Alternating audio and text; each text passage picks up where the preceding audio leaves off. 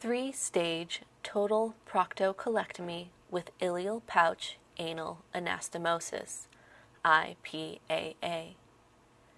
The large bowel consists of 2 parts, the colon and the rectum. The colon can be further divided into 4 parts. These are the right colon or ascending colon, transverse colon, descending colon, and sigmoid colon. A total proctocolectomy with IPAA is performed in 3 stages. 1. Total abdominal colectomy. 2. Proctectomy with creation of an ileal pouch anal anastomosis, J-pouch, with a diverting loop ileostomy. 3. Ileostomy reversal.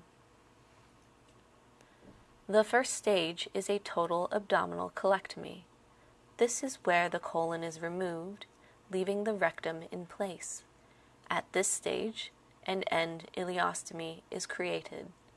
This is where the end of the small intestine is brought out through the abdominal wall, and stool will empty into a pouch. There are certain risks and complications that can occur with this type of surgery. This includes bleeding from the surgical bed and surgical site infections. During the procedure, surrounding structures such as the intestines, bladder, blood vessels, or ureters can become damaged and cause problems. You will typically stay in the hospital for 3 to 5 days following the total abdominal colectomy. After surgery, you will be able to drink fluids and will be able to eat solid foods the day after surgery.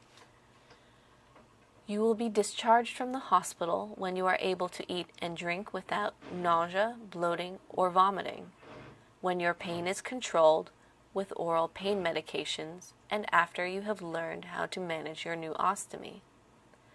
You will be taught how to manage this in the hospital. We will also make sure that your output is manageable so that your risk of dehydration is minimized. Once you are fully recovered from the first stage of surgery, you will be able to proceed to the second stage of surgery. This usually takes at least 6 weeks. The second stage involves removal of the rectum with preservation of the anus. Your surgeon will then take down your existing end ileostomy and create a neorectum from a segment of the small intestine, the J-pouch, that will be connected to the anus using tiny staples or suture. This is the ileal pouch anal anastomosis.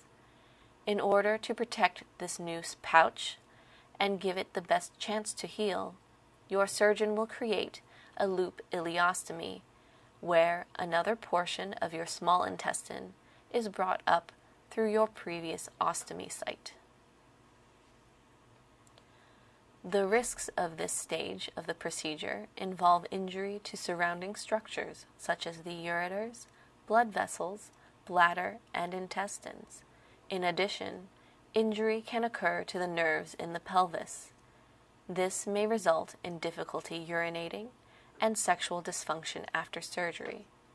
Usually, these are temporary.